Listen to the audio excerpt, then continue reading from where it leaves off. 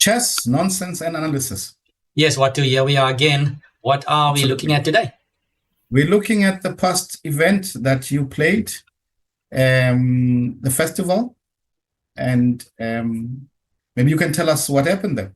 Yes, so the Cape Town Chess Festival, Cape Town Open, I played in, right? So there was also a blitz. It started off on the Friday with a blitz, and some interesting stuff happened there. I was not there, but I saw that there was some Dracula nights or something like this with a team that consisted. So it seemed more like team blitz rather than a club blitz, because the team was a mixture of different players. But in any event, that was the warm up for the event, and so they won that blitz event with Rogov. So it's the two Rogovs, two Mnyastas, Jiran and Brav, Shabir. I believe. Brav and Shabir. And Shabir, I think, yeah. Strong team. So very, very powerful blitz team there. They won it. Congrats to them. And then on to the open section. There were a few sections. And yeah, it seemed like a nice event. A lot of people turned up.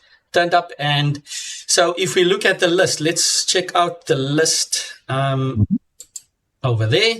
So that's the list, and that's actually the standings we have here on Chess Results. So we have Matvey Rogov retaining his title, apparently. I think they said that he can just keep his floating trophy.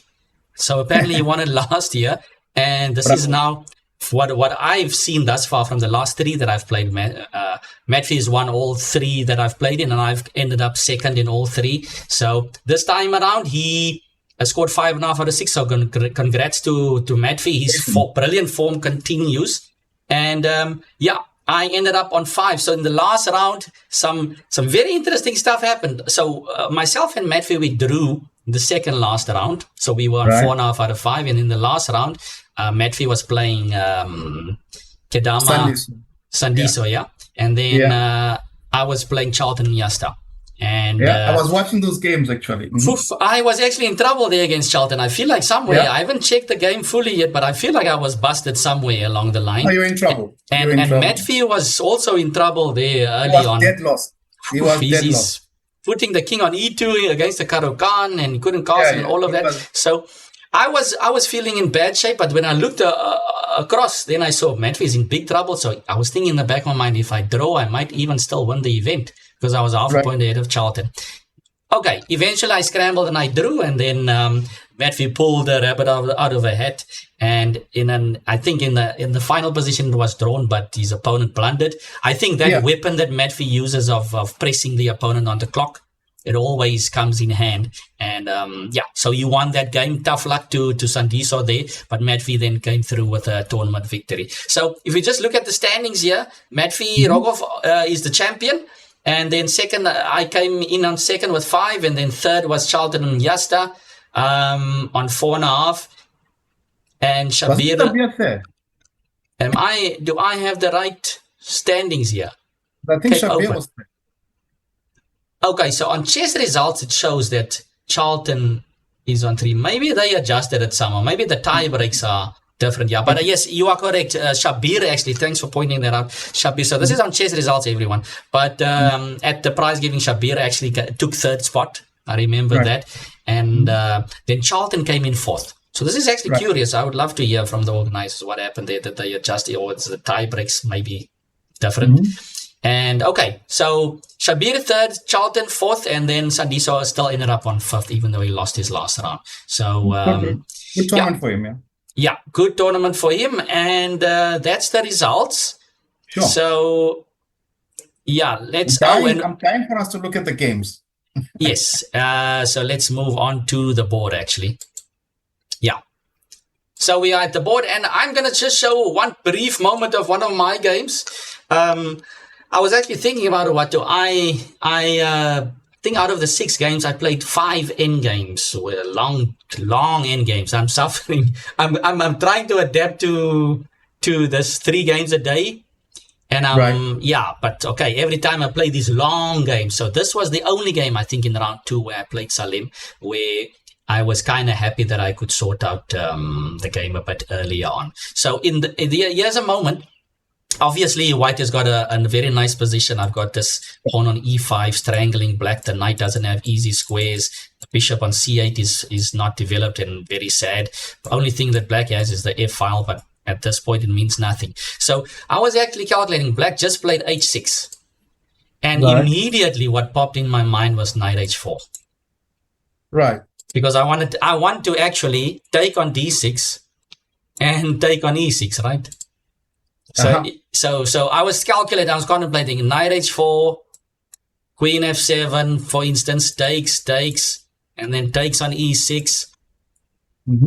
And then I thought to myself, but what if black goes knight e5?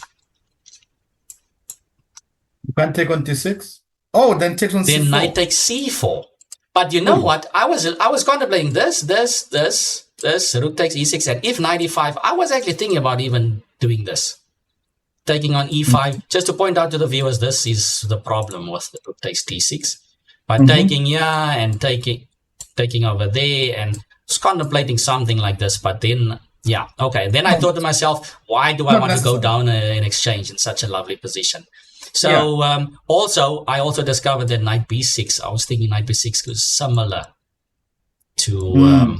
So okay, I was licking my lips for this knight h4, and you know what? I was kind of getting frustrated. You know, one of those positions where you feel like you are completely winning, and then you look at more options, and you look and you start to realize nothing is a knockout punch here, and I should just probably make a move and let the game go on. I was thinking about the rook d1. I was thinking about the rook e3. I was thinking about everything here. And I started to actually put myself under pressure. And eventually, I realized, okay, black maybe has this.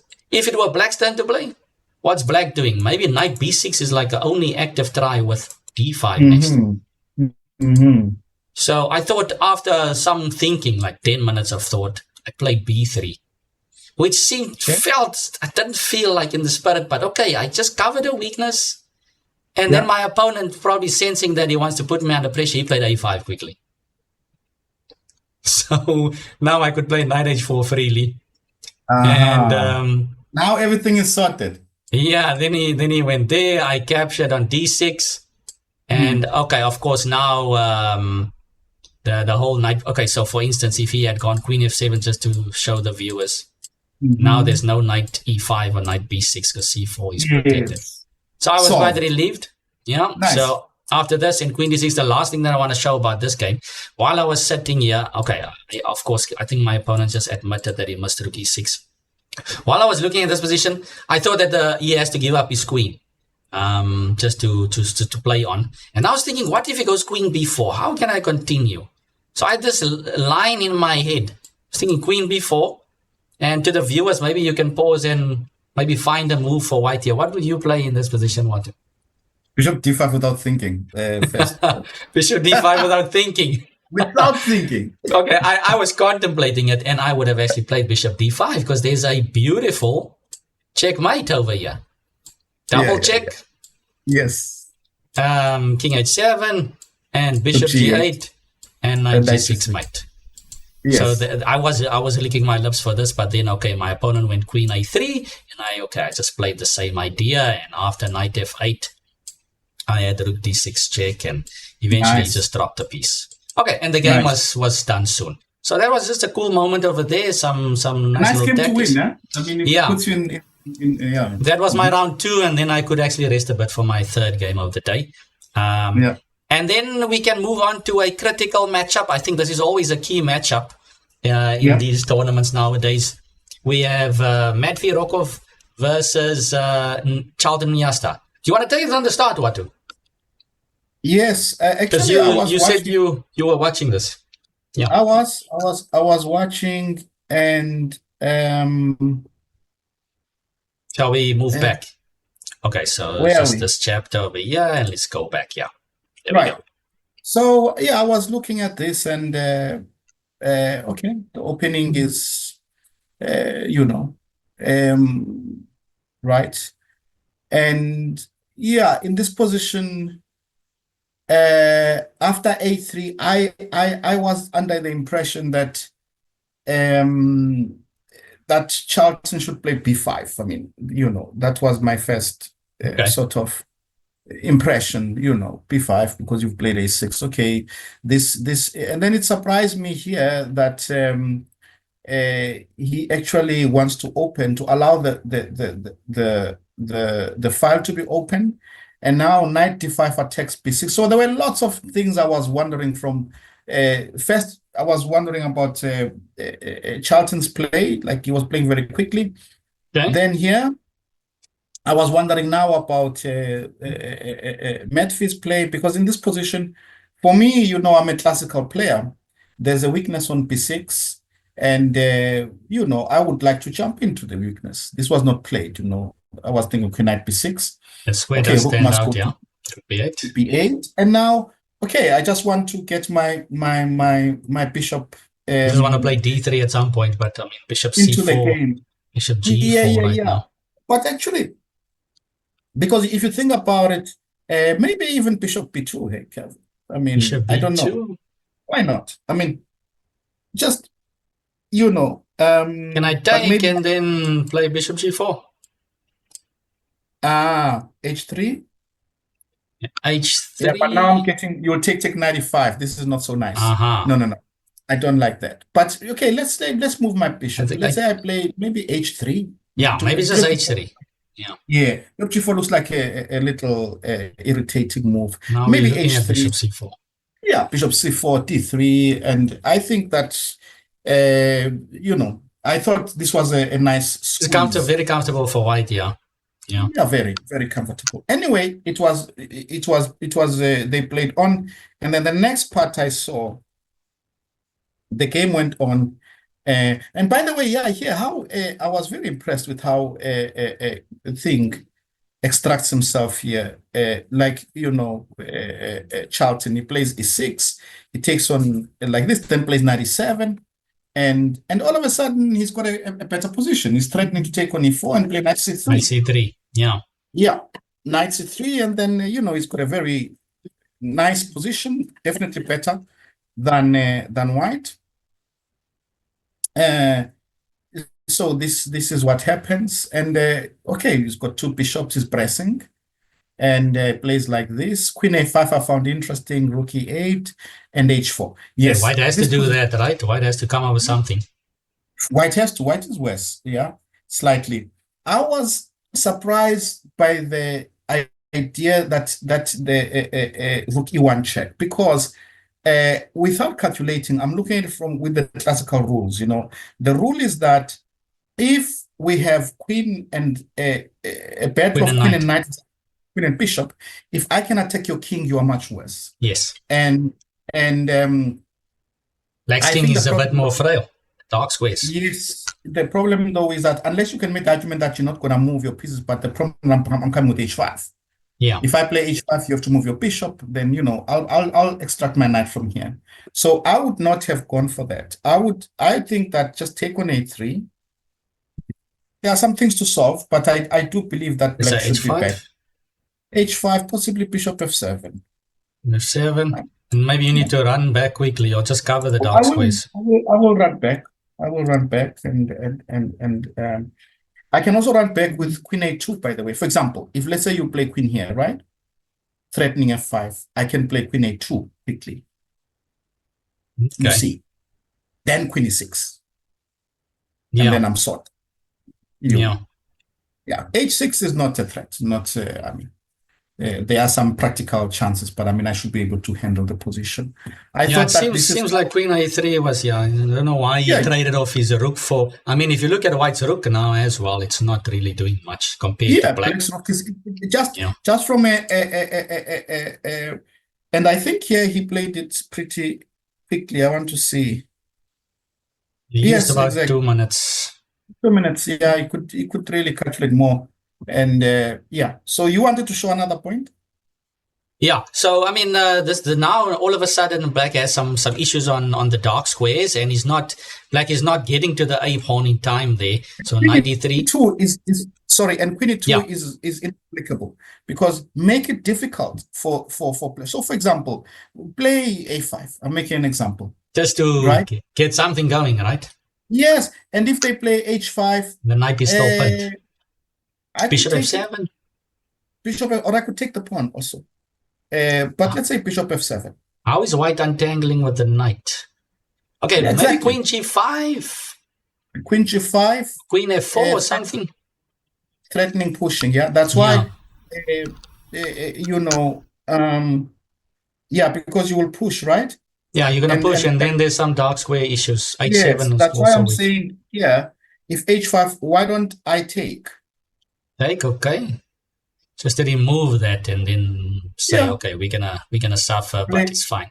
Queen g5 check, But maybe. queen g5, yes. No, this is not working. I wanted to play my king out this way, but I can't. King f8, Yeah, and so then it's not. it's not so easy. Yeah, I agree. But I don't agree with queen e2 because you allow the knight to get into the game quite easily. Definitely, knight comes in. I mean, the way that the game swung here, I was impressed by Matfi, just how quickly he won here. Queen f4, check. And this is the moment where, okay, black goes for the a pawn, but it's already too late. So white goes h5, and you can see the knight on e3 is poised to jump to f5. King g7. And this now is invasion on the dark squares, right? Check, and now we just drag the king out. Of course, bishop e6 is met by knight d5, and the queen drops. King g5 is played, and it's interesting. Yeah, I mean, white can even just win the piece, right? White can go queen e7, picking up that. No queen at f6 because of f4 check. Right. But Matthew just calculates a nice little mate over here, and he goes f4 check. King h5, if black takes on h6, what do? We just take on f5, right? We take on f5, king g4. Should be some mate here. There should be some mate, yes. I think maybe takes, and then queen e7, perhaps. Threatening mate all over. Something like this, yeah, exactly. So instead, Charlton plays king h5, and queen e7, threatening mate. To the dark squares, we can see the total domination in the dark squares. And to the viewers again, just pause the video if you want. Can you find the mate? And Matvi did not really spend time on this one. Knight takes f5 and resign. And here you see that. Okay, so initially, if you give a check on g5, the king escapes. But now with knight takes f5, if black captures, then it's mate. That's the g5. So impressive. I must say it's impressive how Matfi generates these attacks. He somehow creates these attacks out of nowhere. Not out of nowhere, but I mean, considering from this position over here where we thought that black is doing quite decently, all of a sudden but he was allowed. No. He definitely is impressive in that. But he's got a knack for playing for that. But okay, black had his chances. In this game, Charlton allowed him. He just simply allowed him. You know, I mean. So so that was a key moment because eventually I drew against Charlton in the last round, right? And that was essentially the difference between us, where Matthew won this game and I drew against Charlton in the last round. So, but like I said, I think the three rounds a day, there's a lot of factors. It's the stamina, you like they always say how you play closed events compared to open tournaments. There's a difference. So I mean. Yeah, also I think that Matfi has just kind of mastered the way to play in these type of short or these 3 rounds a day, where how to apply the most pressure on the opponents. His opponents are even blundering in slightly better positions and so on because it's just the pressure that he applies. So, but when you are in good form, you are in good form, and Matfi is keeping it up. So well done to him yet again. I think I'm just happy in the last 2 tournaments, I lost 1 game and drew. This time around, I scratched it down to 2 draws. So I'm slowly getting myself back into shape. Yeah. So I think that's our quick recap, Watu. That's it. From the Cape Town Festival. And maybe to the viewers out there, if you want to see more, if you want to see maybe more games of the tournament, just let us know, throw in a comment. Thanks to everybody that's been supporting. We appreciate it. And if you haven't subscribed yet, do press that button and we will see you for the next one. See you guys. Cheers.